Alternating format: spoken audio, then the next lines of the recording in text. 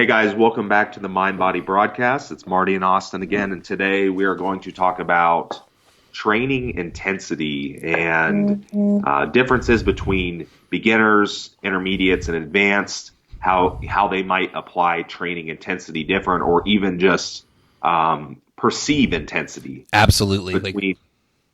Yeah, and bear with me today, guys. My sinuses are very backed up, so I'm actually going to give it over to Marty here. He can jump into this because it sounds like I'm talking with my nose plugged. That sounds good. Yeah, so episode 6, we're coming along now. Get some content out for you guys. Hopefully the questions will keep coming in about everything so we can keep providing something soon in a Facebook group for everybody out there. We're going to make a closed Facebook group that we're going to let a whole bunch of people into in the beginning. That's kind of be an information hub just of things that go on with the mind and the body. We can talk about things in there that we've talked about on the podcast, things that you'd like to hear on the podcast. Eventually we'll be doing stuff like Q&A, so watch for that in the next little bit, and we'll get you all added up into there. So yeah, exactly what Austin said, training intensity. What is training intensity? Listening to your body and what that actually means. That's a term that gets tossed around a heck of a lot. We're going to go into that. What is RPE and the rate of perceived exertion? What is too much training, too little training, and how to know about that? Should you take breaks? Should you not take breaks? There's lots of stuff here that's very much so. I want to talk about training and how it is, of course, related to the mind. The craziest thing to explain being an online coach to someone is training intensity. And I say that because I can go, and I know you can definitely, Austin, we can go watch Dorian Yates and see the intensity there. Whereas now you give that to the layman, let alone a girl. And don't get me wrong, it's not like girls don't enjoy Blood and Guts DVD, but it's not going to resonate with everybody. Because let's say you and I see, and this is I know what I see, is you see flawless execution of reps, you see great form, you see great control with Dorian, but then you show that to someone else and all they see is the screaming and the one more day's owl and all that stuff is Leroy. yeah, exactly, right, Leroy, and that's that's what you see, but there's something to be said, and I will be going over some of those examples of what a rep should look like. I've learned this a while ago, and I think it's a pretty darn good moniker and marker in the sand for how you can determine where you're at in terms of training intensity. To start out, I think I would like to talk about, even just flat out starting in training, is I know I did the very classic, aka I got a issue of men's, I believe it was Men's Fitness, not Men's Health, Men's Fitness for Christmas in, let's date myself here, kids, 2000 or 2001. So either Christmas of 2000 or Christmas of 2001, I got my first bodybuilding magazine, we'll call it. It wasn't even bodybuilding, it was friggin' Men's Fitness. Thanks, Mom. And I'm just kidding, Mom. That was a great magazine. I actually loved that magazine because of course, what was on the front?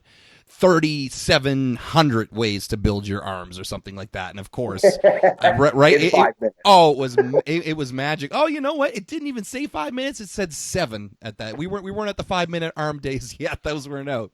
So, and of course, what does every 15-year-old man want? Bigger friggin' arms. Well, let's get serious. What does every 32-year-old man, that's me, want? Bigger arms. So I get that issue today. I probably still get pumped up about it. So yeah, I followed some of the stuff in the book, and they got the training guys posting it, what to do, how to twist this, how to do that. And there's not really a lot of stuff in those magazines of how to implement the training or whatever. And then they'll put out their kind of very ambiguous, and I would borderline venture to say incorrect recommendations for beginner, intermediate, or advanced, which now looking back, if I were to have that same magazine dusted off from my basement in Nova Scotia, would be just, I call it just not necessarily junk volume, we'll get into that later, but just volume. So basically, if you are advanced, you are doing more. If you are then an intermediate, and then obviously an intermediate would be doing more than a beginner. And so what is more? So you develop over the course of course you develop over the course of your training career something called intensity or intensiveness. And this is going to be, to me, kind of my definition would be a marriage between knowing the exercise, if you do have the exercise technique correct, knowing how it's executed, you've acclimated and accumulated some form of strength, some form of, we'll say, hypertrophy abilities in terms of controlling the negatives, feeling the muscle, proprioception. We'll even call it mind to muscle connection, because I do think there is some merit in that term. But when you are in the beginning, like, there's so many people that will just dive right into a we'll call it the body part or the bro split or whatever. Whereas you have chest day, you have back day, you have shoulder day, you have arm day, and you have leg day, and then something like 2 days off, or maybe the 1 day off somewhere in the middle with that.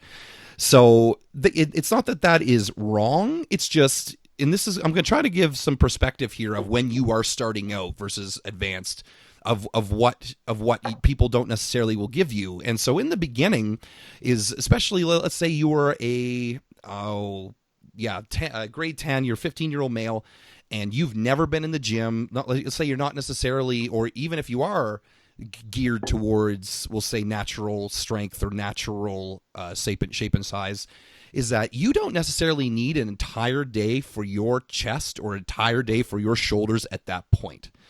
So when let's say you have flat bench press, then you have incline flies, then you have machine press, then you have machine flies, then you have decline bench press, then you have cable crossovers, and then you are going to feel so sore that next day, even if you use a moderate or to lightweight. I'm going to cut out moderate, just say lightweight. You are going to feel so sore, and that's going to be, of course, your delayed onset muscle soreness, which is the time after you train with weights that you will feel the muscle work to varying degrees, and before you kind of return to baseline, which is now it's no longer giving you pain. So in the beginning, that stuff will work, but you don't need it. Especially, we can dip into female training. Let's even the figure girls, the women's physique girls, the female bodybuilders you see of today, especially for something like chest. Like, just think about it, guys. Like, or guys and girls, is that they don't need that much of an overload onto their chests, let alone anything else. So where I'm going with that is that in the beginning, you almost, and I'll use quotes around that, need a cookie cutter approach. And people go, oh, that's not what I'm after. But what if the cookie cutter approach, in a sense of we'll say it was a full body workout for 3 days a week if you were brand spanking new to the gym, or it was something pretty classic like an upper lower split 4 days a week or something like that in the gym. What if that's what you need? And one of the analogies I like to give is very akin to video games, especially the ones like Mario and things like that. Is if you do not know how to make Mario jump, shoot a fireball, spin out of the way, and all this, if you fast forward 4 worlds in or 4 levels in, Mario's gonna get killed a lot. And sometimes Mario will not only die, but there will be no continues, which that means you will go to the gym, do these hyper advanced workouts because you want things to progress so fast, and you're going to get infuriated because you're either so sore or you don't know necessarily how to do the exercises, or something will start hurting that not necessarily should, such as knee pain for whatever reason, the technique's not there. So yeah, starting at the right spot at the beginning is kind of imperative. Like, what did you first do when you first got in the gym, Austin? What was your kind of introduction to the gym and the weight room? I would say that the approach was probably pretty cookie cutter and generic. Hey, that's good, man. That's good. I think that's good. I think I understood, at least I was lucky enough to read and get a hold of just, material that let me know, hey, these are the basic variables that I need to worry about as far as like progressive overload, volume, all that stuff. Though I didn't understand it nearly as good as I do now, I understood that. Well, I tell you what, the one thing that I did understand really well, and the one thing that I try to convey to a lot of people, is I understood that, okay, I need to have activation and tension during this exercise. Ooh, that's good. Yep, you got it. Yeah, and that's the biggest thing, and that can translate into intensity. And I mean, because if you don't know how to activate the muscle, if you don't create tension throughout the movement, your intensity is going to be minimal. Mm-hmm. Mm-hmm. You're going to feel intensity. Your RPE scale is going to be basically based on the fact that you're going to get out of breath Mm-hmm. and you're going to get fatigued that way. It's not so much because you're moving the weight with momentum or whatever, you're bouncing Right. or Right. or whatever you're doing. But for me, the biggest thing, like I said, was I knew, okay, I'm supposed to feel this exercise. If I don't feel it, then something's wrong. You know what? Um, You know what? This will be a real. I will. I'm sorry I cut you off. This will be a great time for me to interject and say I didn't know that. So, well, so I you know what? But this is the craziest thing. I'll say a really quick side story is that I remember so vividly sitting down in the gym, one of the first workouts with my buddy, and doing dumbbell shoulder press. And I had the 10s, the 15s, something really light for a younger male. And I remember doing them and just pressing and pressing and pressing. And they weren't, and I think back, they weren't terrible with technique. I wasn't just slamming them off my shoulders and letting the negative go. But I remember then just stopping, like as in I couldn't push it up anymore. And I remember I looked at I just okay, and I put them down. I got kind of frustrated, and I looked at my buddy Steve and said, "What happened there?" And he jokingly said, "It's because you got no muscle there." And we laughed right. because my shoulders suck. But he wasn't kidding. So my proprioception just wasn't there. So I didn't know that you were supposed to feel anything. I just said what happened. Like I assumed, like I would have my body would have like a gas tank. It would go, okay, you're getting close to running out of gas, which would be lactic acid, soreness, whatever. But I didn't know that. So for the longest time, I did not know about the mind to muscle connection. I did not know about this rate of the RPE, the rate of perceived exertion. I didn't know about that. So yeah, so you can keep going to that. So you said you knew that you needed to feel the muscle working. So keep going. Right. Yeah, yeah, and I did, but I didn't know exactly why everything tied in that way. I just knew I don't know what it was that I read. I read something somewhere and it registered with me. It's like, oh, that makes sense. Awesome. If the muscle's not working, if I'm moving the weight through momentum or if I'm moving the weight through other muscles or a variety of muscles versus, isolating or Mm-hmm, whatever, mm-hmm. that's not good because if I'm doing a chest workout, well, I should feel it in my chest, right? Right. Um, so that's kind of a thing. It seems so basic when you say it to a client too, and they're like, oh, okay, they kind of, and oftentimes it gets shrugged off. But if I can even just watch a video of them doing something, or if I'm training with, like if I have a client come in town and train with them in person, there's little things I can do. Maybe it's like adjusting the angle of the exercise You or got it. Yep. moving that's normally the things that you have to do. It's moving their shoulder girdle around or arching the chest or whatever, depending on what they're doing. Those little tiny cues, and then they're like, oh my gosh, I've been doing this exercise for 5 years or 10 years and I've never felt it like this. Mm-hmm, And then mm-hmm. that's what happens. The amount of weight that they can use and reps that they can do probably goes down Yep. initially. Yep.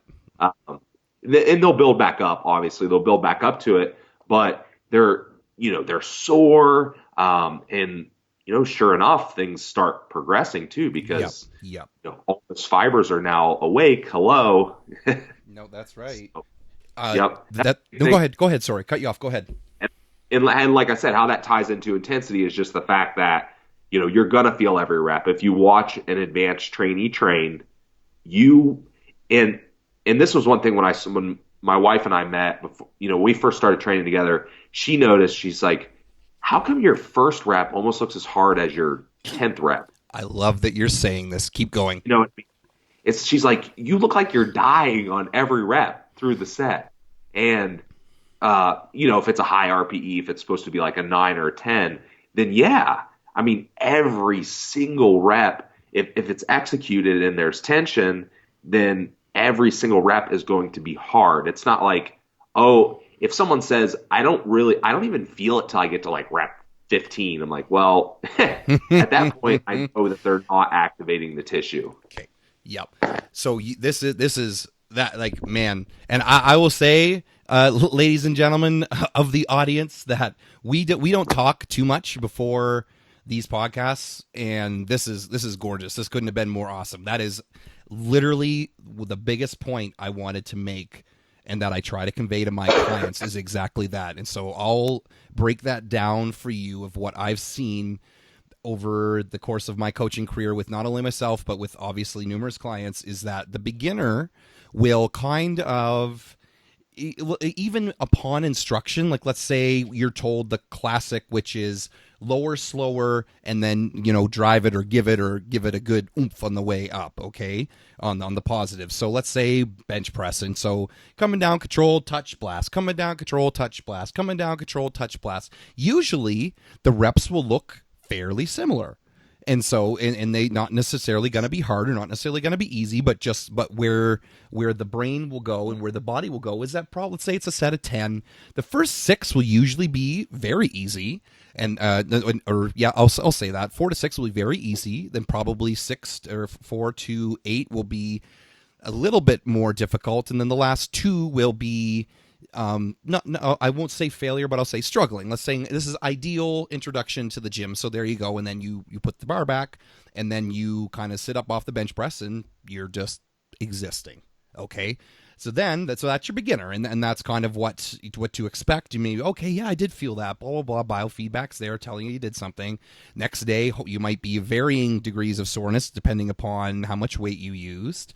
And then people will drift into the intermediate. And this is where I really hope I piss some people off because this is how I see intermediate training. And that's funny enough where I am right now because of my leg hip issues when I pulled my glute last year. And also my lat reverse winging. We can go into that at a later date. But so my back hasn't been top notch. Is that now I'm in the intermediate zone, which is where let's say it's another set of 10, same thing, bench press, is that you will do the bench press. And so now my first probably 6 to 7 to 8, it's getting closer to 8 now again, reps. They all do look just like Austin said, they look exactly the same. And I can't get over how awesome it was that you said that. They look exactly the same. And I'm not in disclaimer, let's get out of the way first, like grunting, facial twitches, screaming, moving around. It's been busted a lot of times that doesn't do anything for anybody. So if that's your thing, that is super cool, but that's not necessarily what I'm talking about here when I say every rep looks the same. I'm talking about it's just like, or if you do have, we'll say the gotta poop face or whatever you want. Yeah. That's pretty much on since the first rep. There's got to be no real varying in squiggling or squealing. So those first 6 to 8 reps of mine will look very, very hard. And then now my last 2 to 3, without necessarily me training to failure, will look like I'm getting to struggle pretty good. So what I mean by that is bar path slows down on the way up. And so this was not necessarily for myself, but for other people I've seen, sometimes the reps will get a little bit shorter. Let's say you're doing the squat. Now the intermediate, they'll squat a little bit higher on the last couple. They'll bring the bench press not quite to wherever they're trying to bring it on their chest, and then go up higher, trying to get a little bit of extra or whatever. And we'll call that failure training. Let's say they're even going to failure training, and then there it is. So then, and people go, oh no, that's how rep spots are supposed to look. A rep's supposed to look like a set of 10. Those last 2, they should be, you're struggling for everything you got in your life, and that you should be, it should be right close to the end of the planet if you don't get that rep up, and you got to get that extra. I'm gonna still say that's still very, very into the intermediate zone. And then when training gets really good, and I'm not gonna give anyone a really big definitive year's date, and I've seen novices dip into that exact modality I was just talking about in the intermediate pretty quickly within about 6 months, especially if, let's say, they were great propensity at hockey, at sports or whatever, that they're coachable and that they have a drive. I've also seen novices that still walk into the gym and still lift reps, we'll say lollygagging, and they don't really care, and that's okay too. And then when it comes to the elite, or it comes to the advanced, that's when you have it, we'll call it the Austin. So that is when every single frigging rep looks the same, outside of maybe if you've got an RPE 11, which means like pass failure, depends upon which scale you're looking at. So maybe the last third of the last rep, there is a bit of a frigging fight there, and then click, and that's it. So that and that's exactly that's when if I walk across the gym. But if you notice what I said there is that the beginner And the advanced athlete from a distance will look like they're doing almost the same thing, which is so cool because the bar, if the beginners told the right thing, so like as in they're with a competent personal trainer, and so controlling the way down, blasting the way back up, controlling the way down, blasting the way back up, and then the difference is obviously that the beginner will put the weights down, like I said, probably text it on the phone, whereas the advanced will put the weight down, and then it's like the floodgates of the set just hit you. What, and oh my god, and then it's like you gave everything to that. And so that's going to be a wonderful segue into what is intensity. So how would you say that you would develop intensity? How did you develop intensity, and what does that look like to you outside of what I kind of just mentioned there?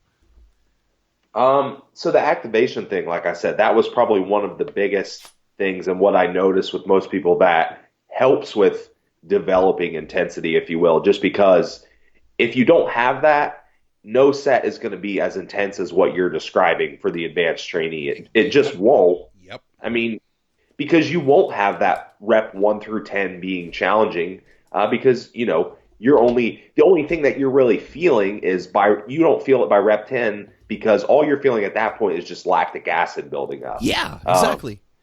And it's not so much that, the tissue is activated. It feels like my pec is going to tear off the bone type of rep.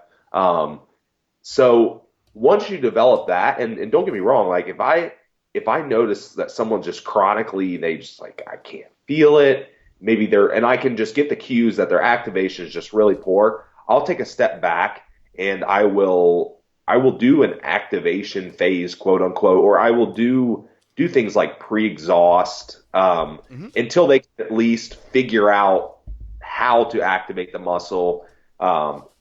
I won't necessarily have them go and run right in and do a barbell squat if I know that their activation sucks. Whereas myself, and I used to do that with myself too, but where now I can go in pretty confidently right into a compound exercise, and be okay with it. I don't always do it that way, but there's no reason that I can't go into my heaviest exercise right out of the gate, because I know that I can activate the muscle. Oh yeah, I know that, but I'm pretty sure you have the correct warm up skills. You know what works for you for sure. Yep, absolutely. Yeah, and part of that too is with the activation. I mean, the nervous system's going to play into that a little bit. Getting that fired up and ready to go. That's going to help, because the nervous system is really what's giving you that signal back and forth.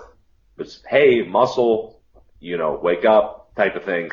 But I would say, like I said, once you have that activation thing, that part of it down, then the intensity from there is really, I would say that most of it's really just what you perceive and what I hate to use the word pain tolerance, but it does come down to, it does come down to that. Yep.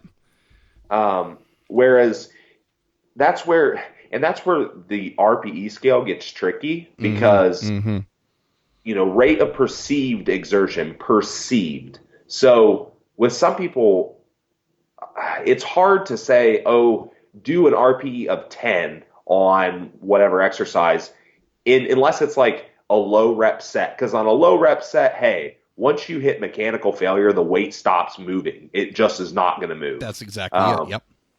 But if you're doing a set of 15, like, don't get me wrong, I have the amount of sets that I do that are RPE of 10 that are past like 10 reps is very limited nowadays, because I can just absolutely bury myself with, and I won't be able to train for like 3 days. And it never used to be like that. I mean, but let's say if I'm doing a set that's 15 reps, I'm going to basically set my failure. My failure is going to be when that bar speed gets really slow. I'm done. I'm stuck. I'm racking. I'm not standing up in the squat, taking 5 more breaths and doing another rep. Oh, yes. I can do that all freaking day. Yeah, that's called, I like to call that, now you're switching to sets of 1. Now it's no longer, you did 1 set of 10 and then 5 sets of 1. Yeah, and you're right. So with the intermediate to advanced trainee, I might give them that cue. I might say, okay, failure in this case is going to be, I want no rest in between your reps. I don't want you locking out and resting. I want you to have a continuous, bar motion. I want you to keep going until once that bar slows down, then if it's getting grinding, then stop. There you go. That's a 10 because mechanically you're failing at that point. I don't want you resting, locking out, bouncing, none of that stuff. Now, there might be a time and a place to do those types of sets, to do forced reps, to do negatives, to do all that stuff. But for an advanced person, like I said, for someone like myself, I can't do more than maybe one of those sets, maybe two in a week, because if I could squat, I could just squat until I, piss my pants and black out. Yep. If I wanted to. Yeah, of course. Yeah, exactly. So, yeah, that's kind of where, that's kind of where the difference is between beginner, intermediate, and advanced as far as intensity. The rep range kind of it does matter to an extent because like I said, once you're getting into that higher rep ranges, so are you failing because it hurts, from lactic acid and all the metabolites build up, or are you failing because you're actually at mechanical failure and the weight isn't moving? So you have to be able to decipher between the two. Sometimes if you're just trying to show off for your buddy and right. and you're doing, who can do the most reps. I've done that. Trust me. Every once in a while, if I'm training with someone, we'll do it. It's stupid. I know that I'm going to regret it. Yep, of course. But hey, I did that a couple weeks ago with someone. I don't even remember what we were doing. I think we were doing rack pulls or something. It's funny because I was at a weight that was challenging for 5 reps. It was an RP of probably a 9, and then we did an AMRAP set. Yeah. As many reps as possible. So, and you would think, okay, RP of 9 with a weight that you get 5 reps, you might be able to do what, 7 maybe? Yeah. No, I did like 17 or 19 reps, something, and literally just laid on the floor for 15 minutes afterwards because I couldn't see, my ears were ringing. But again, I just kind of kept nursing the reps along. Yep. So. And that is perfect because I was just about to go into or wanted to talk about what training intensity is not or what intensiveness is not. And as I know from the way that you're laughing about it, that isn't it. Because right. if you now we'll say summon the gods or summon the krakens on sets, I have yet to see even with Dorian, even with Ronnie, these classic guys that look like they bring the freight train every set, and it's something that exhausts. I said exhausting because that's what you were after the set. So even if you were exhausting like Austin, then you can't keep going in a workout and do that on every frigging set. So this is why the whole train to failure. Yes, it should have a big asterisk next to it, right? So the guys. So let's talk about that for just a brief moment. Is failure, like you said, mechanical failure, which I agree with. That's the exact same way for me.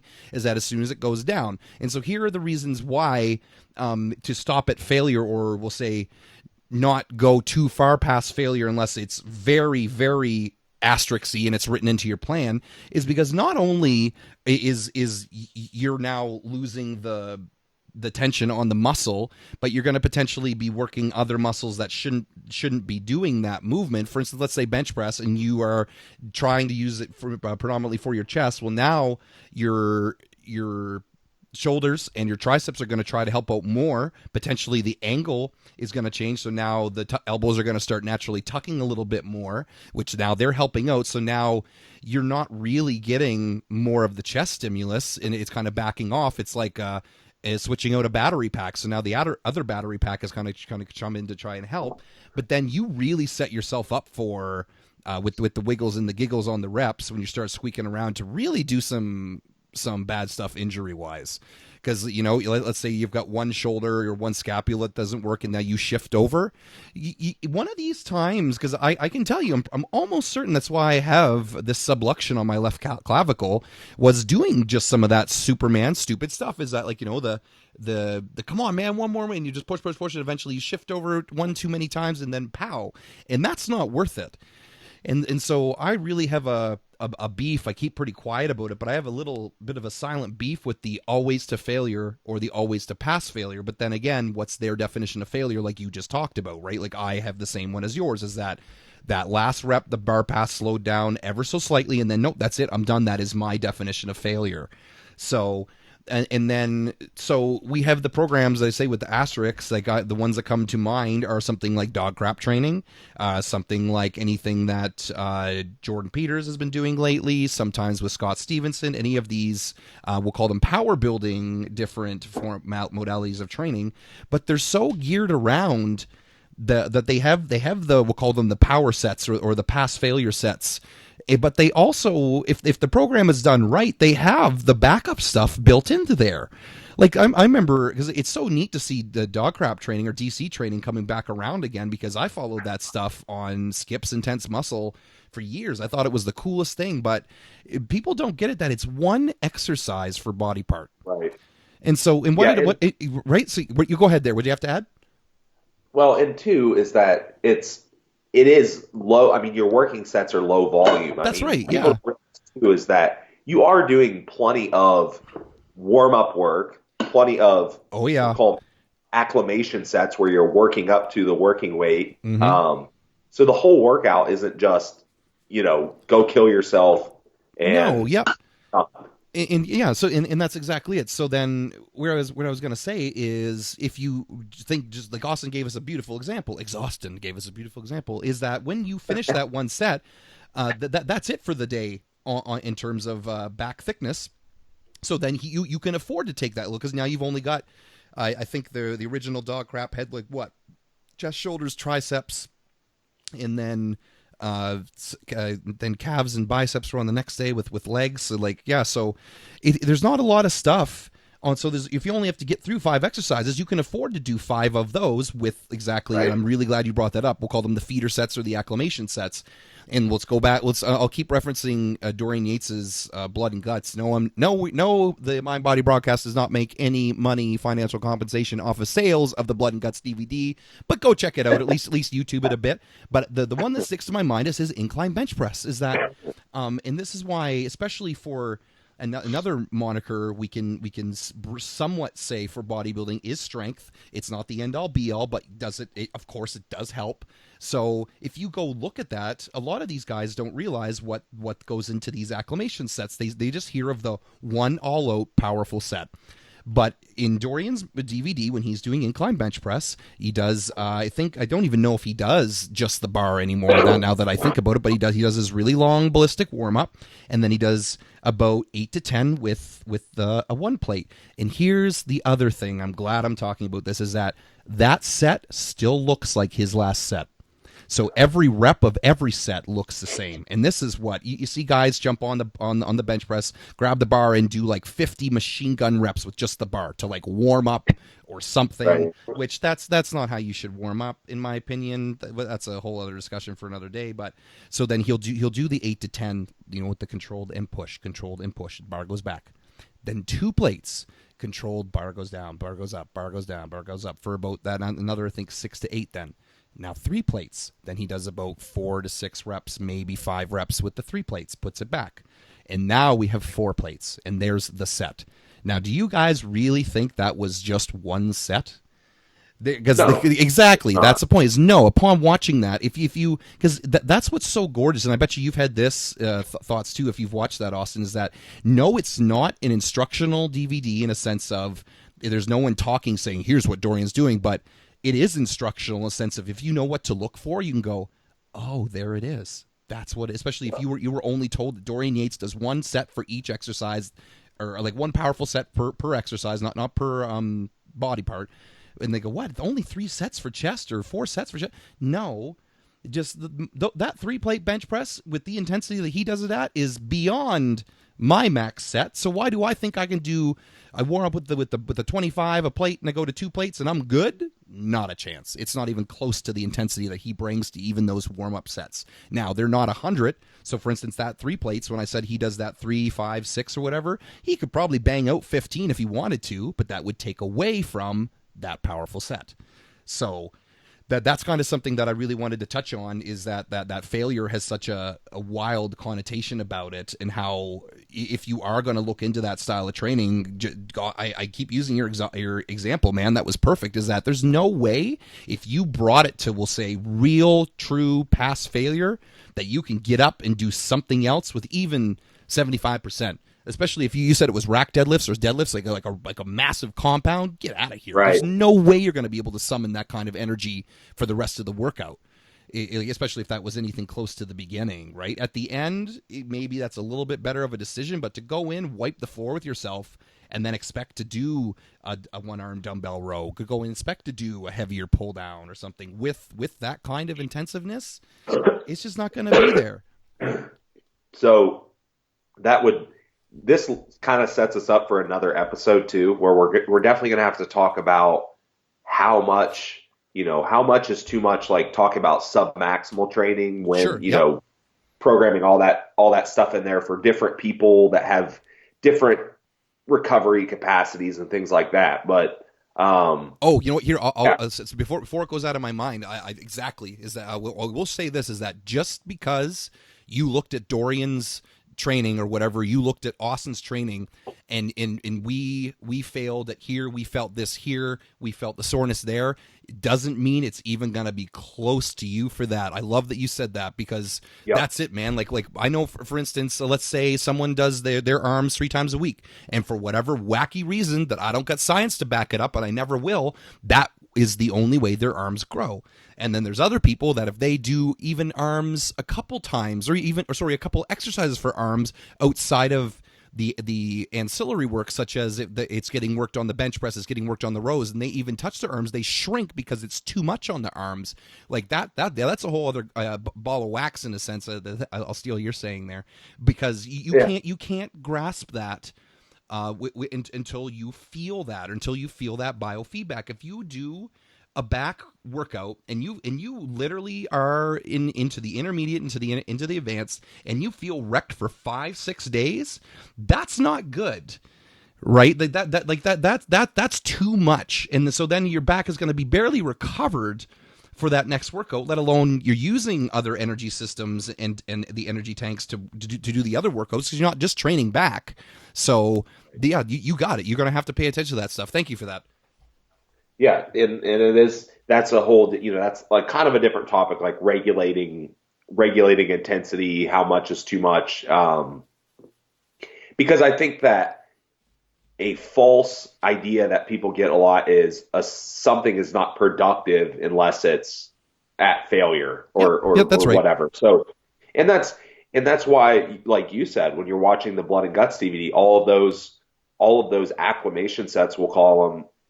Guess what? I mean, other than maybe the one where he's using the bar, there's still enough tension and enough load to where it's still productive. That is still a working set, quote unquote. Yep.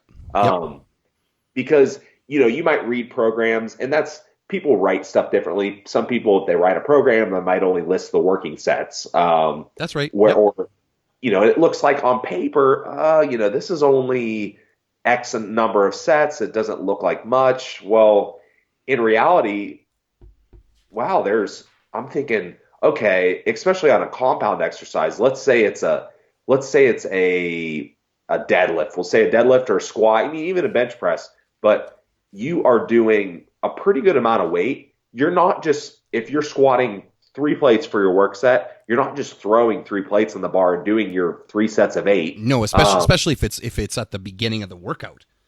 Right, and absolutely not. And especially the bigger you get, the stronger you get, the more of those acclimation sets are going to be work sets. I mean, heck, when I squat now, it's like if I'm squatting 4 plates for work sets, I mean, hell, I might only do 3 work sets because I've just done 3 or 4 other ones work sets, leading up to it, because when I'm still getting a lot of tension at 275, at 315, at 365, like those are still, that's still breaking down muscle fibers, and that's still, I mean, I'm still feeling those sets. So, I'm getting, other than maybe a set that I did with a bar or with one plate, I probably did 7 work sets there. Maybe I only listed 3, but that's an intensity regulator also, in the sense that, okay, I have to I have to think about, how is this going to affect the rest of my workout? And then when I'm writing a program, that's one thing I'm thinking, how is this going to affect the rest of my workout? So that can be, could mean that I have to move the exercises around a little bit, or that mean that I have to regulate the intensity a little bit. I can't say, oh, I'm going to do 3 work sets at RP of 10. If I do 3 work sets at RP of 10 on a squat, that's my entire workout. I'm probably done. Yep. I'm not going to have anything left in the tank, because those warm up sets were probably an RP of 7. You know, Hmm. um, so yeah, it's regulating that kind of thing is just, it's partially an intuitive thing. I mean, you have to learn it as you go. And that's another reason why, if you are working with a coach, having that good biofeedback is super important. Hmm. You Hmm. can, you have to be able to convey that to the coach, because I think that I get that a lot, and I just don't hear, I have to kind of pry that kind of information out of clients sometimes. Yep. And it's super important, because that is, it's auto regulation. That's what it is. You're Yeah. regulating, you're auto regulating a training program. But in order to do that effectively, you have to have that feedback, and you, as the trainee, have to be able to, recognize it, I guess, if you will. So yeah, that's, regulating intensity is kind of a two-way street. If you're working with a coach, you have to, it's a client and coach thing. You can't just, we can't pull stuff out of thin air. No, and that's perfect, because I've always said, and I will repeat this ad nauseum here, but I always said there's a difference between a trainer and a coach. Is the trainer can give things to you or does things for you, whereas the coach does things with you, and that's, you have to, have that, because let's say, and we can dive a little bit into this too. I've got a couple things that you touched on wonderfully that I want to add to, is that you could, let's say, have a program for 6 weeks, and maybe you've outgrown it, or maybe it was too much for you, or you could have the same program for 15, 20 weeks and you haven't outgrown it. So without that proper biofeedback, the coach isn't going to know what to do. It could be maybe a wicked program for you, but it could be redlining too much for you, because let's say the coach and you are new, or you're this modality of training. Let's say you finally switch to something that's like higher rep, or for whatever reason, and your body is just not, the blood capillaries are not there, and you are literally dying. It's way different than the expected stimulus or whatever. We as competent coaches, I'm going to clue us in there. Damn right, we're competent coaches. we are only so good. And I give the analogy of the kind of the air mechanic or something like that, in a sense of, we are a mechanic shop in a sense, and we are the mechanics, but you as clients, yes, you're all our clients now. By the way, the sign up sheet's at the end of the podcast. You all have to go into the garage with your car, and you have to fix it. And we as mechanics can only say to you, hey, is this doing this? Especially if there's something, even if, let's say, the car isn't broken, let's say we're going to try to upgrade it, we're going to mod it, we're going to put a new stereo in, put new lights in. We actually can't put the new lights in it for you. That would be us training for you. So us kind of blind, have to listen to you. And if you don't give us that feedback saying, hey, both of my lights aren't working, I just put the new ones in, or hey man, when I drive the car now, thanks to that mod we did, it's now I'm redlining, or I'm squealing gas. So okay, so now we're doing something too much. So that's how it kind of, you have to fix your own car, but we can tell you how to. We just can't actually fix it Yep. for you. And I've used that analogy a lot of times, and people have been like, holy crap, that makes the sense right there, because it is like, and that same thing with training intensiveness too. Like, let's keep going with that. Let's say you're putting a chip into, you're going to try to make the car faster. And we say, yeah, use a chip in there, but we don't know which one you used, in a sense of we don't know necessarily what your training intensiveness is or intensity is. So you are going to have to do as much as you can. And that's why I'm not going to go too far off on a side tangent here, but not lying to the coach, or at least being honest and saying something like, look, man, I love being worked hard, but this is killing me. I'm getting beat up. My feet are sore. They're never really sore. And then, whoa, okay. Because, and any competent coach won't tell you to go get F. They're going to say, okay, cool. Let's back it off. Let's look at other things. Right. So, I wanted to talk. You said exactly, is that what holds people back from kind of what you said there is this how do I say this, is that you can't teach intensity. Like you said, you can gain it, but for me to kind of put my hand on your shoulder and go, this is it. And who knows, maybe even though Austin and I are talking about it, and even when I was training at, we'll say, full tilt, and like I put my arm on his shoulder, he puts my arm on mine, and he's light years ahead of me for intensiveness. It's like, and to be able to transfer that is so hard. But so then what holds people back in the gym so much would be that actual training intensity. And I know especially for my ladies in not just women's physique and figure, but bikini too, is that you have got to give it. And like, so that RPE, like, you can't just show up sometimes and give like we'll call it a false 7. And so, and if you look at anyone, and outside of maybe some bad outliers where we have some really genetic wondrous people in any of the categories, but if you look at the people that I hate using Yates so much, but I just got it, is that if you aren't seeing some progress, I don't mean whopping outside of the newbie gains, we'll call it, which is your first kind of 6, maybe 12 months in the gym, but if you aren't seeing progress in the gym, in a sense of, in, let's say, your nutrition's good, supplementation if it's needed is good, sleep is good, life stress is good, work to life stress is good, you are enjoying things, and you're eating in a caloric surplus or whatever, you're on the gain train, and you're not seeing progress, either you're not or your coach isn't, you got to look into that. Maybe you just aren't bringing it.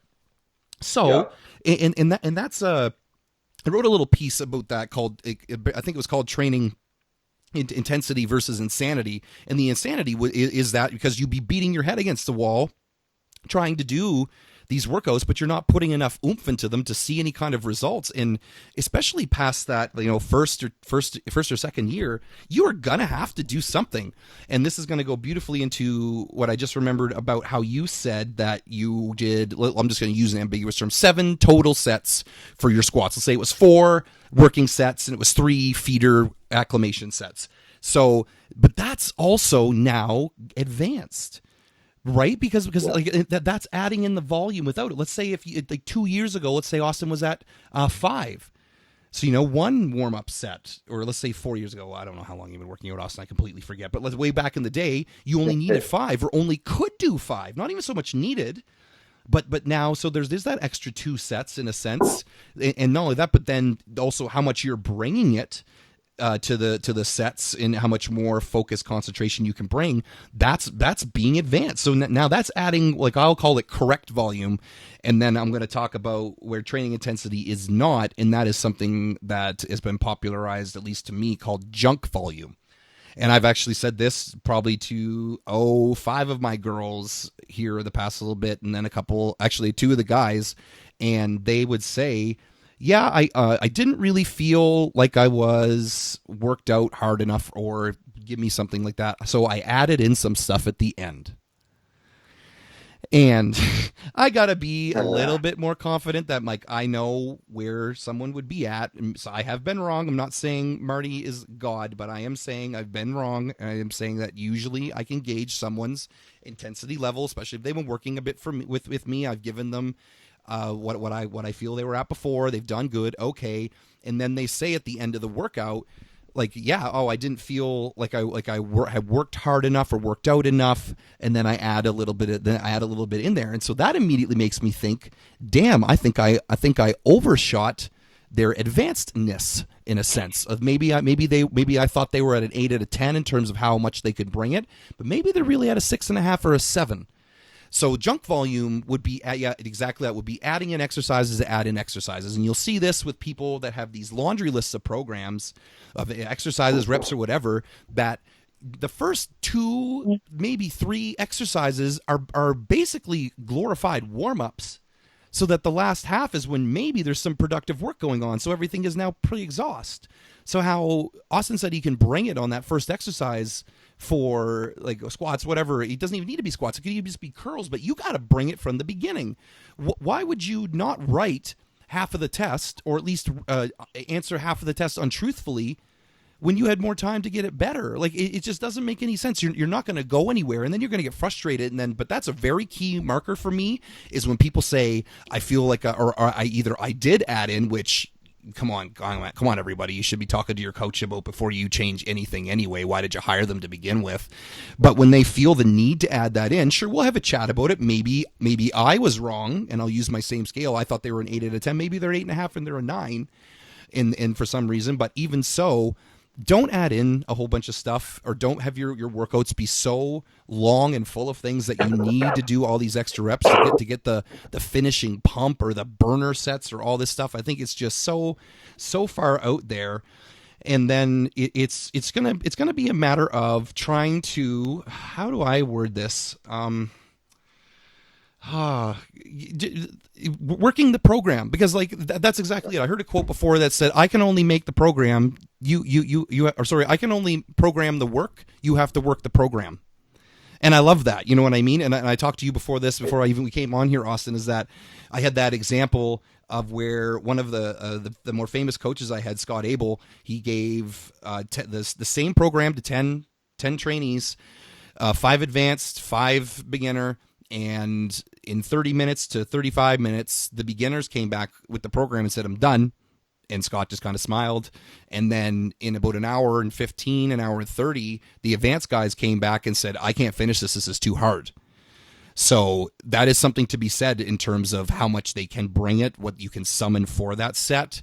And just because a program, the program won't make you advance. Let's put it that way. The program won't make you intense. Only you can do that with your RPE, with your actual true rate of perceived exertion, and how much you can, bring your brain to getting into that zone. So do you notice that like in terms of people that let me say this. Do you notice that training is not only underplayed a lot today, because everyone thinks that it's enhancements, supplements, and nutrition, and they're being lazy on the training, whereas the training needs to be way more, of a priority, and not just going through the motions. Like I think it was like, oh, you're not going up in weight. Oh, it's probably not eating enough. Oh, you're not losing fat. Oh, you're probably not eating too much still. Whereas I think that it's some of the, a lot of the time, or more than what people are thinking about, the training is crap in a sense of what they're doing, the progressive overload, whatever. What do you see with that stuff?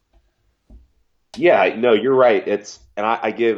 I'm glad that you included the example from Scott in there, with the with the advanced trainings not being able to complete it, because I can give a similar example with myself, and you can probably relate to this too, is that I know now that in order for me to do the same amount of volume and the same amount of volume essentially that I used to be able to do, I have to do it at a lower RPE. A lower RPE meaning, which it's still probably the same as it used to be, because my RPE then was different than it is now.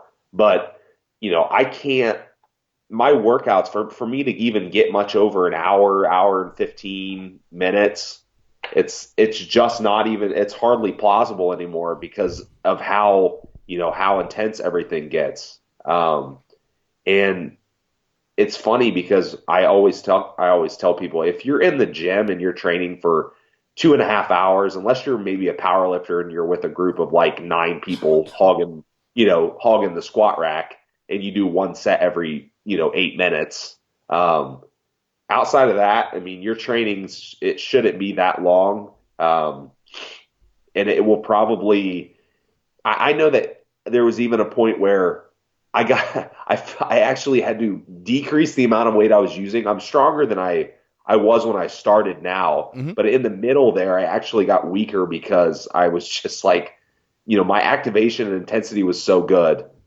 Like, oh God, I actually can use less weight now, but I'm growing better. Hmm. Um, Yep. so, but yeah, I mean, there's plenty of examples of this too. If you talk to people that have been training for a long time, you develop your intensity develops over the years. It's definitely going to change the way you train. I think the people that I probably see in the gym the longest are obviously the people that are least intense. Oh yeah. Um, Yep. For sure. I mean, I own a gym, so I see guys that come in that are doing, primarily weight workouts, not including cardio and stuff, and they're in there 2.5 hours. And even guys that aren't just, talking to their friends. I have a guy that comes in and he's he's older too. He's probably in his 50s. And he's in there for so long. I mean, 2.5 hours, and he does a lot of sets, Hmm. quite a bit. I talked to him the other day and just gave him some cues and stuff on muscle activation and some different ideas. And he came in again yesterday, and he was done after like 45 minutes. No way. Okay. Yeah. Yeah, so it's just, and it was partially intensity. It was partially the fact that, the activation was better. But yeah, I mean, it definitely translates over, to that beginner and advanced, the difference between the Hmm. beginner and the advanced. So Hmm. And I will say too that it's the and what intensity and intensiveness. It's such a broadened term, or people look at it too broad in a sense of that they think it's how I hate to go back to the screaming thing, but how much someone looks like they're intense. Because yeah, looks can be very just like I almost don't move like I don't have a lot of facial expression. I've just kind of learned how to almost relax that part.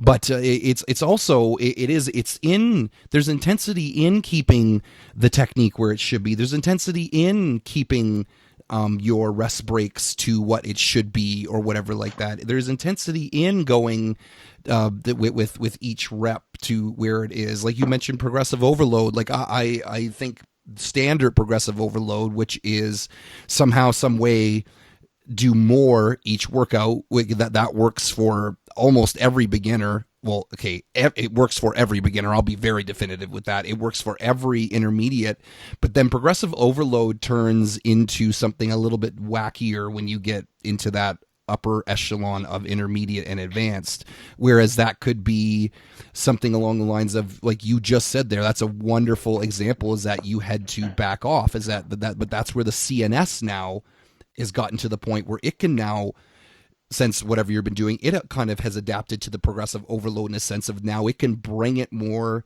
to that set. Because like as much as we want, we'll use bench press, as much as we want the bench press to work just the chest, if that's what we're going for, there the ancillary muscles will eventually do something. There's no way we're going to can out 100% shoulders, can out 100% triceps, but your mind can force it after the years of doing it right to be all chest, in a sense of, even if it goes from yeah, 80 10 10 to now it's 82 8 10, now it's the 80, yeah, like you know what I mean. So now it's going there, and so that's a wonderful example. And even so, like you use less weight with either the better activation, the better whatever, is that intensity should never be directly and only associated with how much weight is on the bar.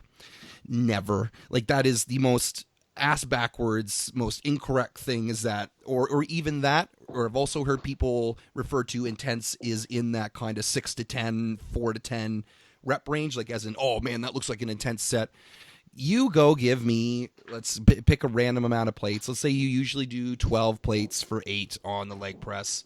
Okay, you give me 8 plates on that leg press, and you give me a set of 25, and you tell me that weight or that low rep range is the only thing that matters, because boy howdy, you do that right with and you summon some CNS and you summon some I love that perfect example you gave of that 17 reps on that rack dead. Like that, people don't get it. If they've done a set of 5 a deadlift, like that's quick. So not only do we have an intensity marker or intensity technique of the time under tension with the reps, but just to brutally pull that out, like you said you were going for 5, right? That's more than double the amount of reps. Like that's just not going to be an easy feat for anybody to achieve, let alone to keep up in terms of their brain and CNS to keep that level of intensity, because there is times you're going to have to back off.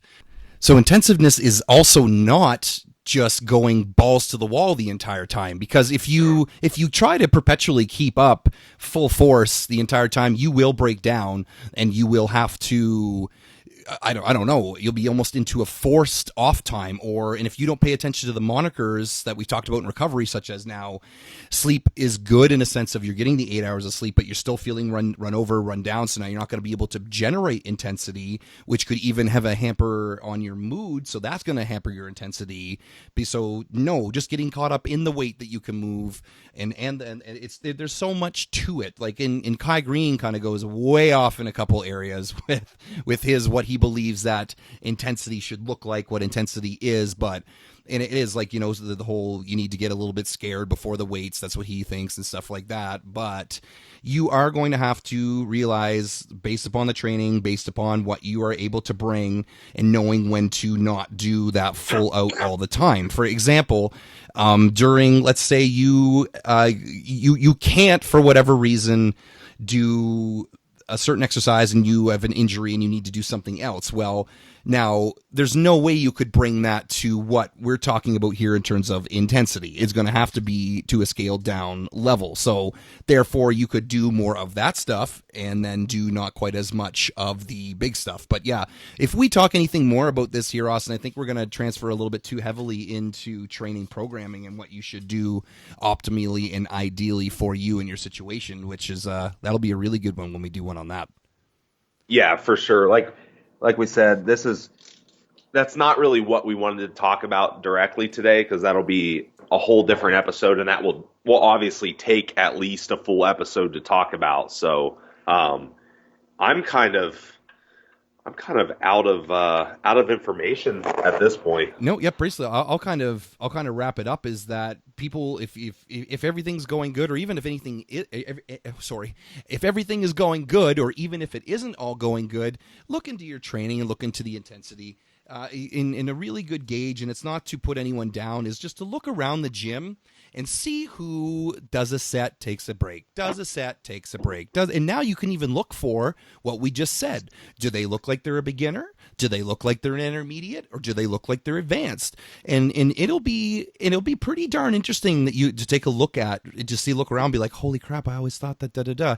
And then you can tell too, not that everyone's in the gym just for vanity metrics and they're just in there to look better all the time, and they're in there for a stress release, whatever you call it. But if you see someone in there for 2-3 years at the same gym and they have not progressed one smidge, I would be willing to say that their intensity is either not there, not developed, or that they haven't gotten better.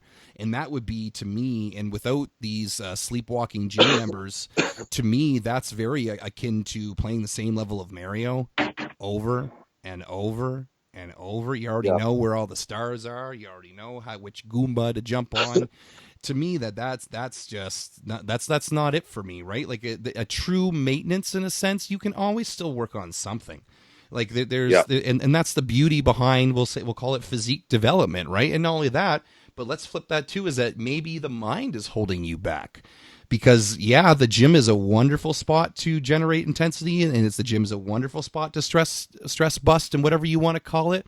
But maybe doing some work, and I know I do myself, and I definitely recommend it to clients, doing some, we'll call it mental and emotional work outside the gym, so that now when you go into the gym, that's not your time to kind of deal with other things. That's your time to deal with the gym.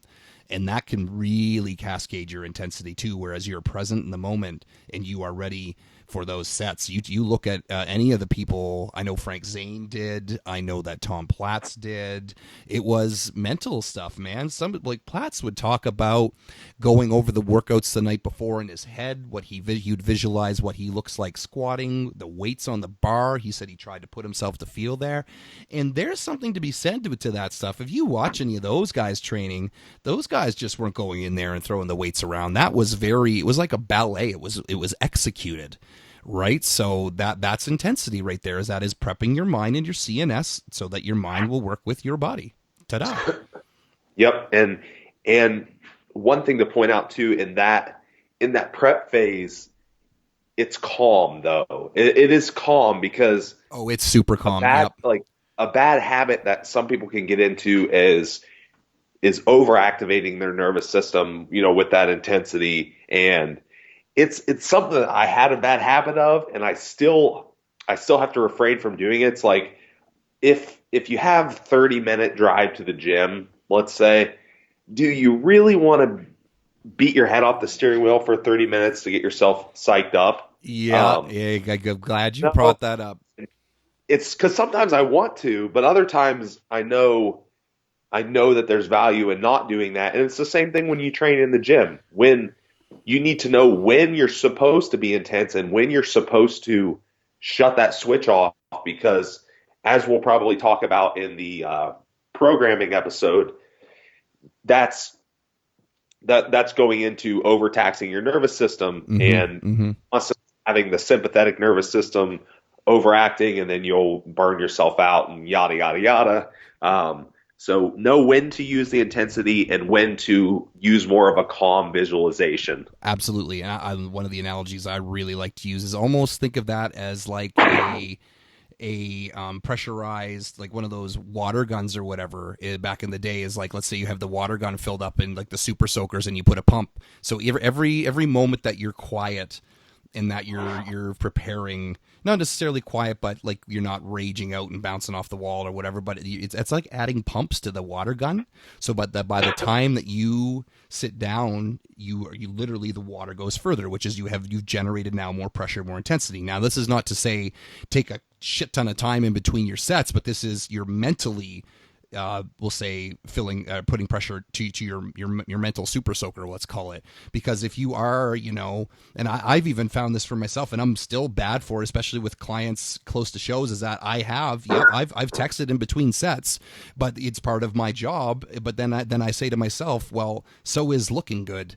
So, I know that there's a disconnect there. If I have, like, let's say someone's wondering something a little bit too much about XYZ, and that my focus is there, I'm not putting any pressure into my mental super soaker. I love this. I think I'm going to use this now. So I'm not putting any pressure there. So, but there's something to be said of like, we'll call it the beautiful ballet of which is the intensity of knowing when to be loud versus when to be quiet. And I don't mean that in the actual volumetric sense, but I do mean that in terms of when to bring it and then when to be getting ready to bring it. Because I've done, who hasn't with their buddy smash pre-workout, or ladies, you've I don't know, I've seen them too. Girls are just as bad for smashing the pre-workout, getting excited about it too, and then literally wasted some physical and mental energy, overstimulated of the CNS before the friggin' workout's even begun. So, but we'll talk about that, how to set that up for in programming too. Like I've got a really almost like a spiritual ritual that I do before workouts in a weird way. So we can jump into that next time. Austin, you got anything else? I'm all set, man. That's I don't think I have anything. Beautiful. Well, then from Marty and Austin at the Mind Body Broadcast, don't do anything we wouldn't. Thanks.